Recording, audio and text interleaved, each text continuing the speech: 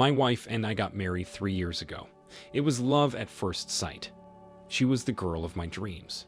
We started dating and were so in love that everything seemed unreal. Fast forward a few months, I proposed to her and we married. I was head over heels in love with her, and our life seemed perfect until I was promoted. We were super excited because we could afford a better lifestyle, but we knew a long-distance relationship would be hard. I was promoted to a senior position at work and had to move to California for a few months. I asked my wife to come along, but she insisted on staying in New York as she had worked here. I understood her career was as important as mine, so I didn't force her. My wife was fond of flowers, and I brought fresh flowers daily to put in the kitchen. When I moved to California, I had an idea. To make her feel special, I decided to send her flowers every day. I contacted the florist's shop I used to buy the flowers from and ordered flowers for her. I instructed him to deliver her flowers every morning. The first day when the flowers were delivered, my wife FaceTimed me. She was overjoyed. I was relieved to see her happy. I sent her different flowers every day. In the beginning, we used to text all day, but slowly she started getting busier.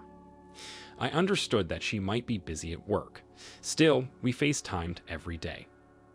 I got a week off from work because it was our anniversary, booked a flight, and came to New York. I couldn't wait to see her. When I came home, I expected my wife to be happy, but she seemed irritated. When I asked her if everything was okay, she told me that work had been challenging recently. I tried to calm her down, but she brushed me off. That night, she slept early. It was our first night after months, and I was looking forward to some intimacy. I was a bit upset, but I thought that she might need a little space as she is struggling with work. I was getting bored, so I decided to watch some television. I couldn't find the remote, so I checked her drawer.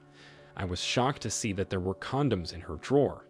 My wife suddenly woke up, saw the condoms in my hand, and her face turned pale. She said that she planned a surprise for me. This is why she got condoms beforehand, but she was a little tired, so she slept.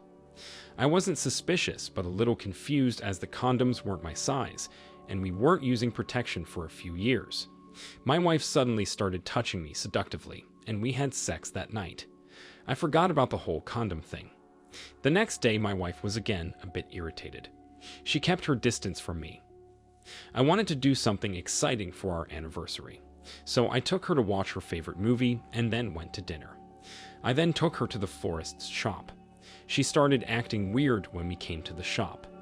I told her that she could buy any flowers she wanted. She told the florist that John could make a bouquet of baby breaths and roses. It was a bit weird that my wife knew the florist's name because she said that she never came here. This thing was itching me at the back of my head. When we drove home, I finally asked her how she knew his name, even though she had never visited his shop.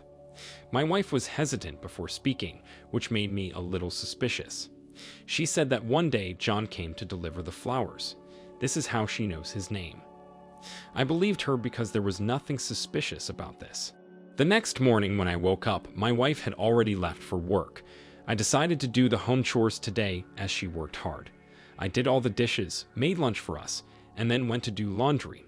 There was a lot of laundry piled up. My wife has never been the person who liked doing home chores. I started picking up everything and tossed it in the washing machine when suddenly an underwear fell on my feet. I wondered what my underwear was doing in the laundry as I picked it up, but I was shocked to see it wasn't my underwear. It was an XXL, while I wore a large. It all made sense right now. The XL-sized condoms and XXL underwear. Someone else has been in my house. At first, I thought I should ask my wife what was happening, but then I realized that she would lie and come up with another explanation. So I decided to catch her red-handed. My wife came back home in a good mood.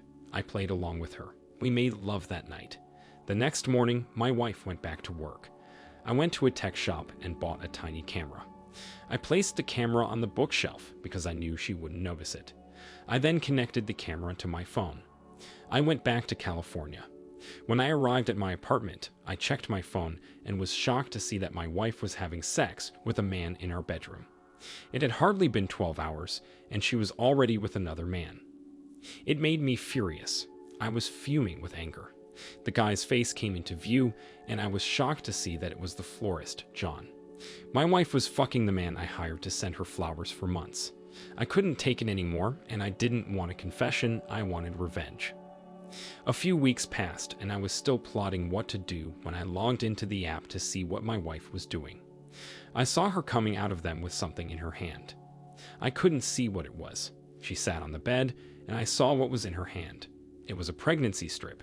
She began to cry, and my heart thudded to know what it was. We had been suffering to get pregnant for years now.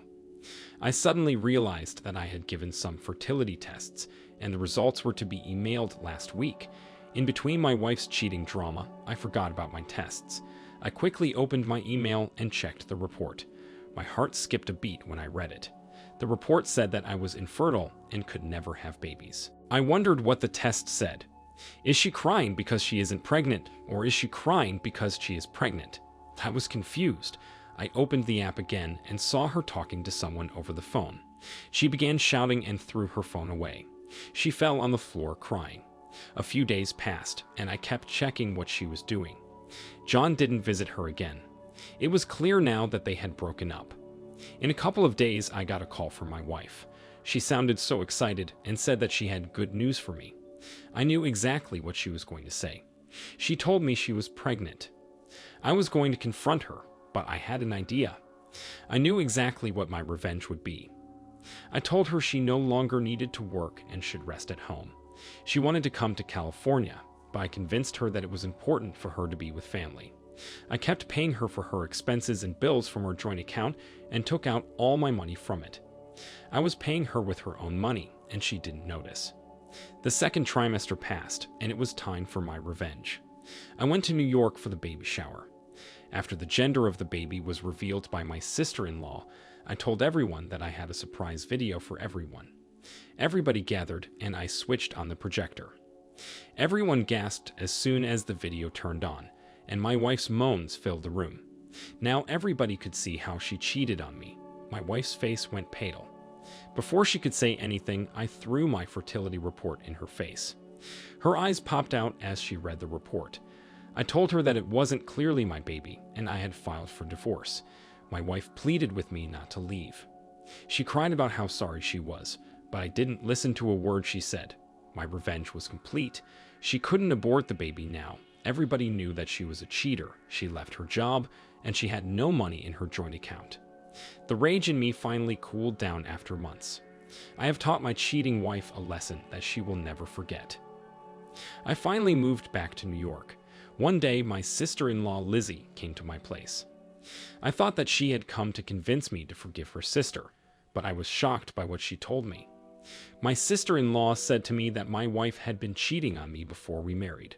She confessed that she saw my wife flirting with one of my groomsmen during the wedding. She didn't tell me this before because she was scared and because she thought I wouldn't believe her. I was devastated. I doubted if our love was ever real. Lizzie told me that my wife worked 2 jobs to make ends meet, but because she was pregnant, she couldn't go to work regularly and was fired. She had no money on her and was broke.